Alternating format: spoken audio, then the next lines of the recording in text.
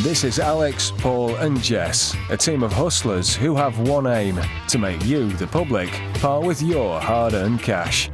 In this series, the hustlers will attempt to pull off some of their toughest scams yet, and to do so, they'll appear as you've never seen them before.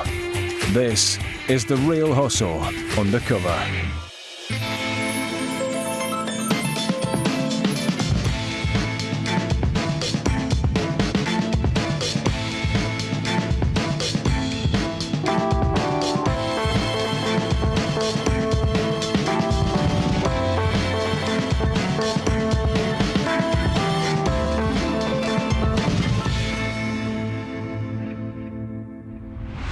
After hundreds of scams, the hustlers face the real problem of recognition, so they've had to come up with new ways of keeping their identity secret, enabling them to keep pulling off daring cons.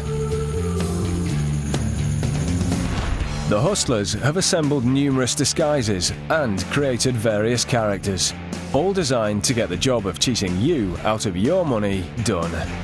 On tonight's show, diners get served a nasty surprise. That makes me feel a bit angry, you know, quite frankly. Rick Edwards gets a guilty conscience. I felt like a really bad man. And who's cleaning up this guy's profits? These are a hat and a beard. All the people on this show have been hustled for real, and after being given their money back, they agreed that the footage could be shown so that you can avoid being ripped off by the same scams.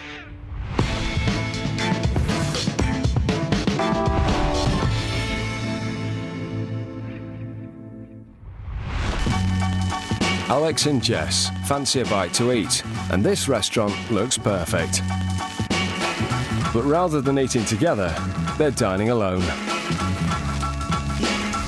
This is The Pass.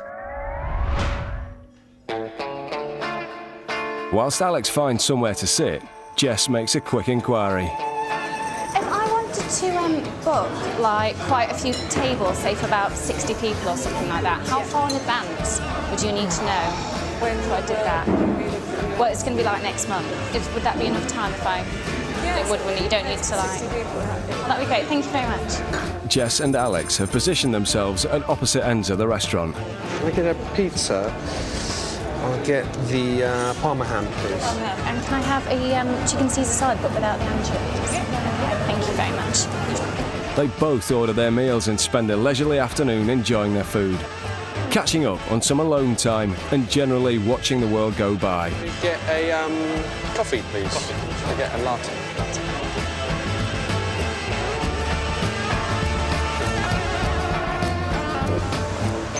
Fully sated, they up and leave. Happy with their slap-up lunch, but also because they've just successfully scammed that restaurant and its customers. And here's how. Having previously scouted the restaurant, the hustlers sourced the exact chip and pin machines that they use. With the machine in the hustlers' possession, the next stage is to get it into the restaurant. Hello. If I wanted to... As soon as they enter the restaurant, Jess distracts the waitress with her inquiry about bookings. This gives Alex the opportunity to swap the restaurant's chip and pin machine for his own identical one, hidden under his coat. Well, it's going to be like next month. Next month, yeah. Is that okay? I mean, I don't want to do it just now. As Alex and Jess wait, the restaurant is filling up all, and while it does, they make their final plans. We need to start going in about half an hour. Lovely. See you in a bit. Then all Alex and Jess have to do is sit back and enjoy their meals, whilst the waiters do all their work. Thinking that the chip and pin machine belongs to their restaurant, they take payment from the customers. But of course, that's an adapted machine. Not only designed to direct the payment into the hustler's account, but also to copy the card details and PIN numbers of any card that gets used. With that half an hour up, they decide to move on. Jess leaves first. Alex pays by card as well, giving themselves a free meal in the process. Spotting that the coast is clear, Alex reverses the switch, giving the restaurant back their machine and taking his own with all the details he needs to clear out all those people's accounts in a matter of seconds. But before that, they decide they fancy another free lunch with a side order of all the customers' bank details. Those customers had no idea what had just happened to them until we asked them to take a closer look at the small message from TRH, the real hustle, at the bottom of their receipts. Have a nice day, TRH. That's well bad. That's so I would bad. have never known that. It's shocking, if someone had, it's once in a while I'm going out to eat, but if someone had my details, they can be going out doing this every day, and it's supposed to be, it's a one-off treat for us, and that makes me feel a bit angry, quite frankly. How would you tell if it's a dodgy one or not? I don't think you can tell. Someone else had my information, they could be booking a holiday, doing online shopping, anything. That's not a comfortable feeling for the customer or for the staff working in the restaurant itself. It just proves that you have to be careful wherever you go, really. In a restaurant, waiters have plenty of duties, and looking after the chip and pin machine isn't one of them. So quite often it's left somewhere that it's very easy for someone to get access to for this scam. And the psychology is brilliant because after a steal that takes seconds, the waiter does all of the dirty work for the hustlers. All they have to do is get a hold of the chip and pin machine again afterwards. Restaurants need to realise that these machines are a gateway to making cash, and therefore they should be treated as cash. So make sure that you put them away somewhere safe where customers can't have any access to them.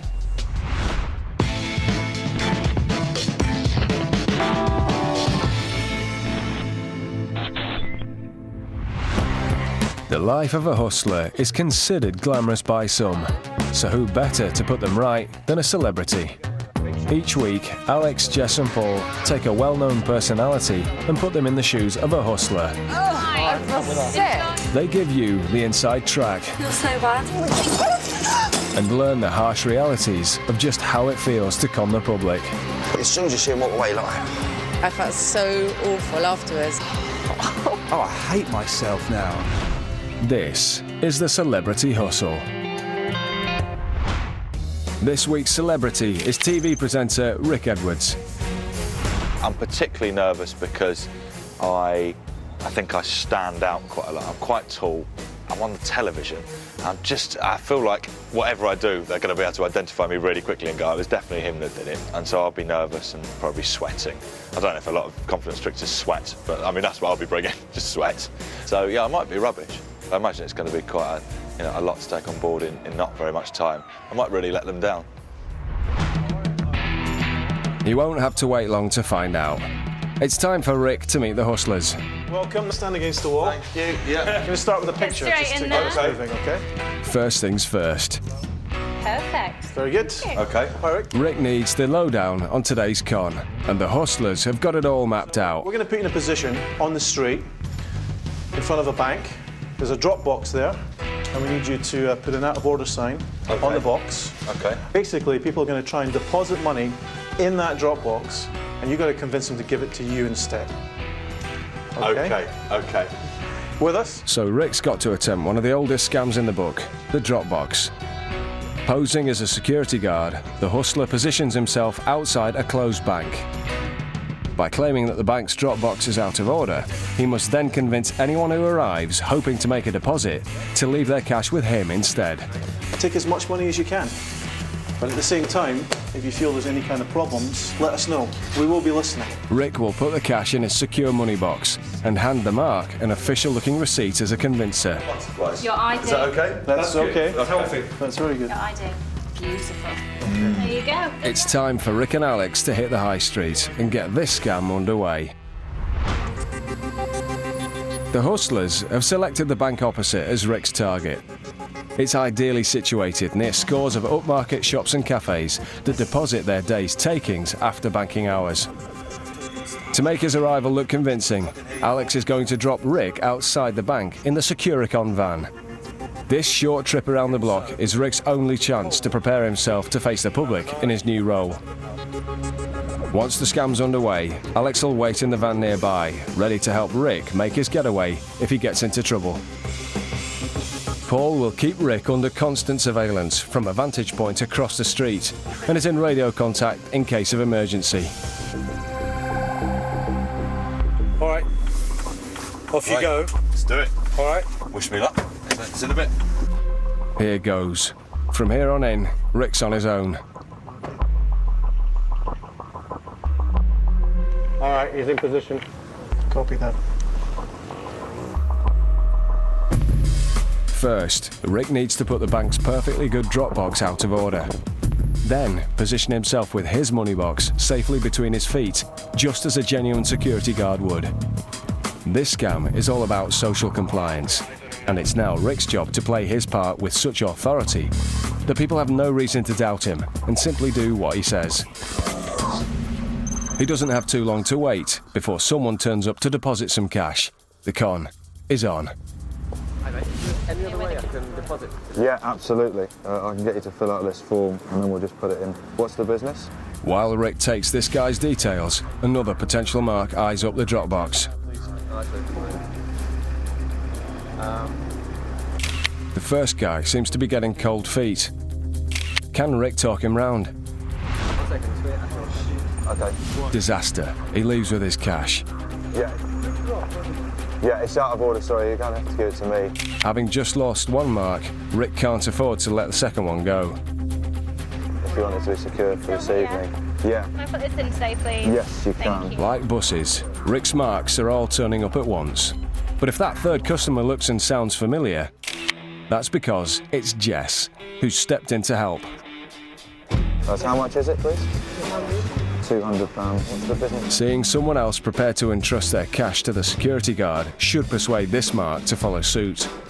Sorry, I will be with you anyway. Oh, I love that one. Sign and print, and I'll give you the receipt. There you go, sir. Thank you very much. It's worked. Rick and Jess's act has assured the mark enough to hand over his cash. That's an easy 200 quid to Rick. Can I please put this in? Yeah, of course you can. Thank you. With other marks possibly within earshot, Rick takes Jess's money so his cover isn't blown. Thank you very much. Thank you. Nice day. Rick's doing okay, but 200 quid isn't enough for the hustlers. They let him try his luck for a while longer. And pretty soon, someone else arrives to make a deposit. Do you know where the night box is? It's right here, unfortunately, it's out of order. This is a golden opportunity. Rick needs to go in for the kill, but has he learned his lesson by allowing the first mark to walk away? So if you have any money you need to be secure for the evening, then I can take it and give you a receipt. Otherwise, you'd be best to hang on to it. It seems not. Rick gives this mark an option to hold on to her money. By letting his good nature get the better of him, he could have just let another mark slip through his fingers. So what's the... No, of course. I would make sure if I were you. How much would you like to deposit?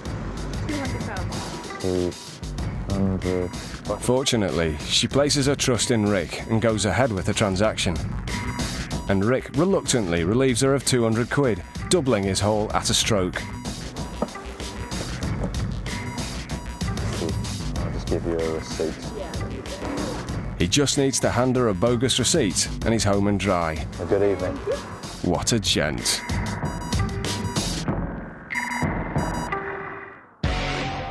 Seeing that Rick is struggling with his conscience, Alex decides it's time to move in. Alex to Rick, I'm coming to pick you up. Put the lock on the box, I'll be there in a couple of minutes. As instructed, Rick padlocks the money box containing his booty. Rick, don't forget the sign. And in less than a minute, he's out of there. You're right. You had a bit of an adventure. Just the straight line I found really hard. I felt awful as I was doing it. That was clearly a testing experience for Rick. Quite shook up, actually. I found it really difficult and I was really nervous all the way through. I ended up giving people an option when I shouldn't have done, really. At first I thought about it and I wasn't really skeptical of this guy because I saw the helmet and I saw the coat. If someone comes and sees what they think to be an official, of course they're going to just give their money to them just like that. It's incredible that with just a costume and a a little sign laminated, stuck on a box. You can take that money off people.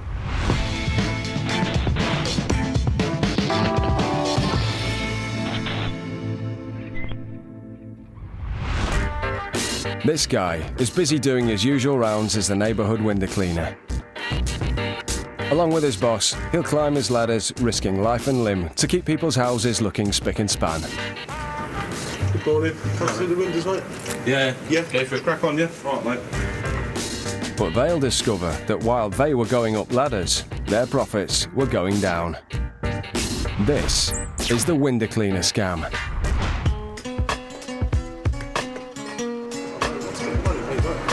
I've already paid the guy. Paid the guy. What did you pay? What do you want? Ben? So he's already paid someone? Who? We pay you? I didn't pay him, no. He like wrote something down on a little paper. It was like 10 quid. Everywhere? He came in, we had a hat on. What? When was that? Just a little while ago? Yeah, about 15 minutes ago. Yeah, well, we saw you now. Okay. There appears to be some confusion, so the bemused window cleaner goes to square up with another customer. Good afternoon. Come to collect the money for the windows? I've already given your mate 15 quid for the windows. Funny enough, that's what they said down there. We haven't screwed away for A guy in a hat with a beard, quite long, dark hair. Okay, mate. He ain't no one who works for us anyway. He's not with you? No. So, right, okay. I think we can stand there. Sounds like it. Yeah. All right, mate. I'll go to the boss and say, oh, thanks, mate. All right. So whilst this guy's been hard at work cleaning windows, someone else has been cleaning up the cash. Who is this mystery man? This scam is the realm of the opportunist. In his van, Alex scouts the streets looking for a window cleaner. As soon as he spots one, he parks up nearby and gets into character.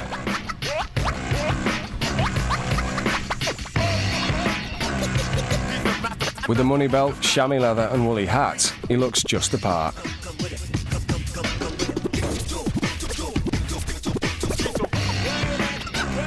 It's a brazen stunt to pull. He approaches a house within sight of the window cleaners and then gets to work.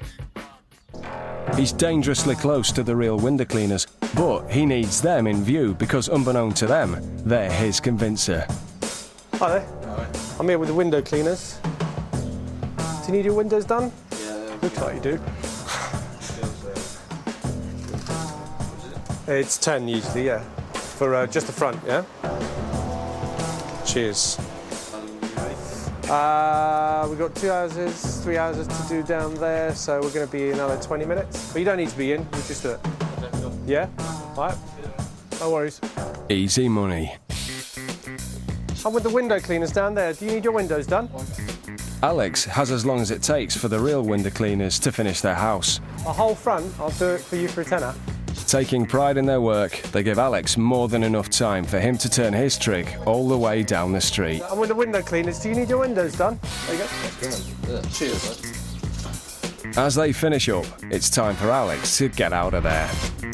But just a few streets down, there are more unsuspecting window cleaners about to find out that a mystery man has collected their hard-earned takings.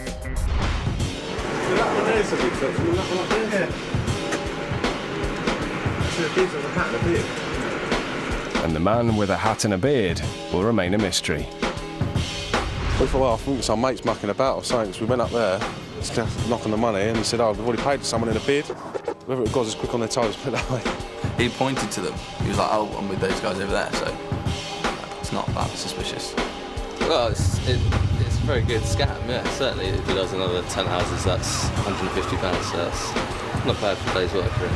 Yeah, we haven't got time to really look around, so we're looking at the windows all the time, so if people are in and out and below us, we can't see them, do you know what I mean? Like, shocking, yeah. I don't know how they've done it. Of course, it seems like there are two people who fall victim to this scam. First of all, there's the house owner who pays for something without actually paying the person who's going to do the job. And then there's a window cleaner himself who doesn't get paid for the job that he does. But in actual fact, the truth is the person at home is the one who still owes money to the window cleaner. But the real genius here is how a simple disguise, a costume, can make people assume everything and stop asking the questions that they should be asking when handing over money at their doorstep.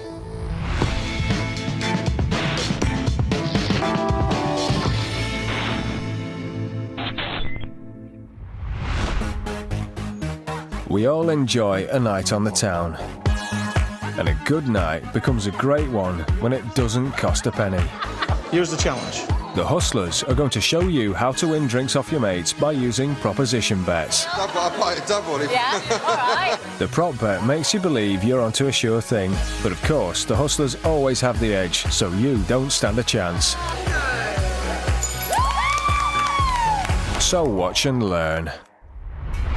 Paul's out in a Brighton bar and fancies some free drinks. Anybody a physicist here? No. No? It's probably a good thing. All right, here's the idea. I'll give you a napkin each. Take that one. Take that one. One for you. Okay. Unfold your napkin. And what we're going to do is we're going to make 2 tears. So you just tear it a little bit at a time so it doesn't go off the side. And then you stop about there, okay? I'll do it the same over here. Like this. Don't go all the way. There you go, that's it. So you end up with a tear like that, okay? So do that. Okay, and stop towards the end, good. Right. Okay, now here's the challenge. It's a very, very simple thing. All you have to do is hold on to these bits. So the other bit is hanging down. Is that a t-shirt? Very good.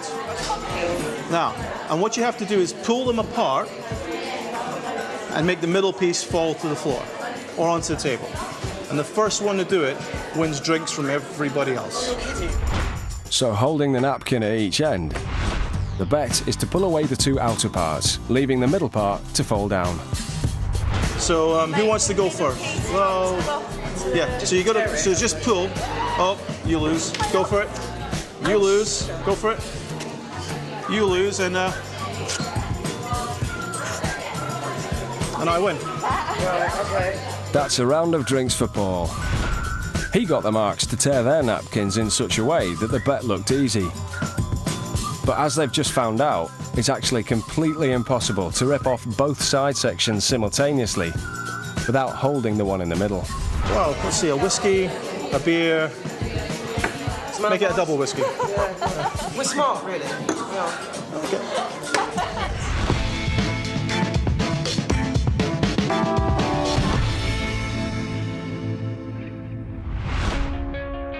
So now we've come to the end of the Real Hustle Undercover. It's time for an encore. If you've learned one lesson from this series, it's that hustlers can come in many guises, making it even harder for you to know when you're being conned. The guy Rob, he seemed like a genuine guy. To show how unwary members of the public can be separated from their cash, Alex, Jess and Paul have played a variety of roles. It's a delivery driver, mate. Are you interested in any DVDs? We do have a free check-in service today. And drawn on some classic characters. Thanks, mate. Take care. Bye. Look after your chakras. Some of them in particular you should always keep an eye out for. Starting with number 1, the damsel in distress. Who wouldn't want to help a girl with a broken leg? Just to say, I'm just wanting one of these. While she helped Jess, Alex helped himself to her bags. I ordered from here to there, turned back around and my suitcase and brown handbags gone missing. And what about a pregnant lady? Oh, excuse me, can you help me, please? This helpful Mark was distracted long enough for Paul to steal her bag, which was the key to an ultimately shocking chain of events. I don't even think that when the kids come back home from school, I can let them see that. Then there was a young mum stranded in suburbia. I don't suppose you have a phone that I could send a quick message from, do you? Jess sent a quick text to his wife. This is pride and joy.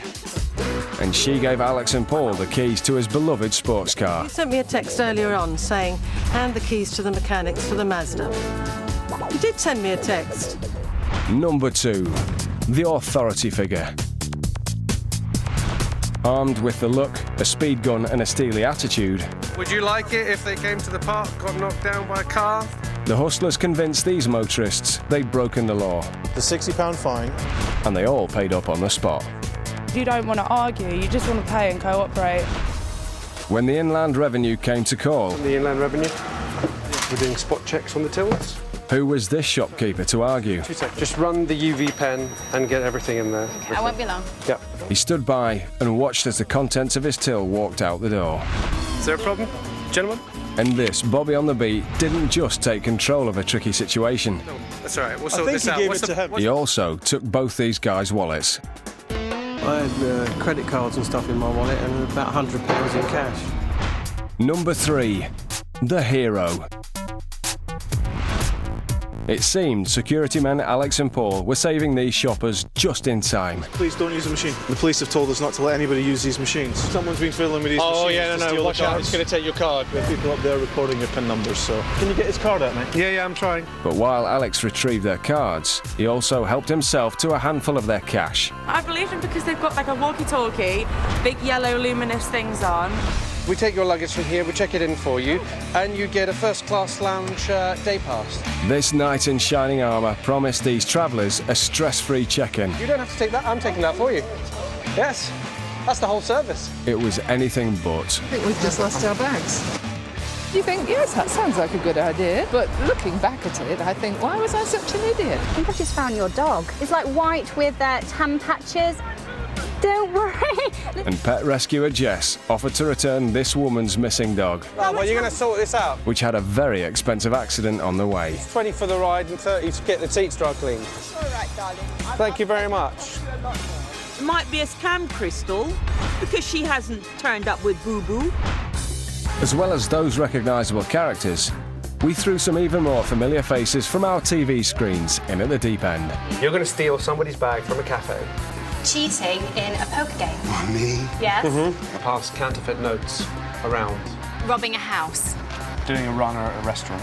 Oh no! Usually unflappable in front of the camera, these normally consummate professionals were out of their comfort zones when showing a different face to their public in the celebrity hustles. Could we just pop in and have a quick look? Is that all right? Saddled with the dubious challenge of committing a crime, these celebrities put their darker sides to the test. Some succeeded, I'm really grateful and I'll get it back to you. Do you have like 5s and 10s? That's the dodgy note. whilst others failed. I can see my notes is over there. But they all learned valuable lessons. I'm definitely no con woman. Oh man, I couldn't be a professional blagger or burglar or anything. I think I've learnt that I'm a lot more nervous about things, but then that's quite a big thing to be nervous about, ripping someone off. So remember, hustlers are chameleons, willing to assume any identity in order to get what they want. Appearances can be deceiving, so think twice and keep your wits and cash about you. I could cry. I could actually cry right now, I could cry.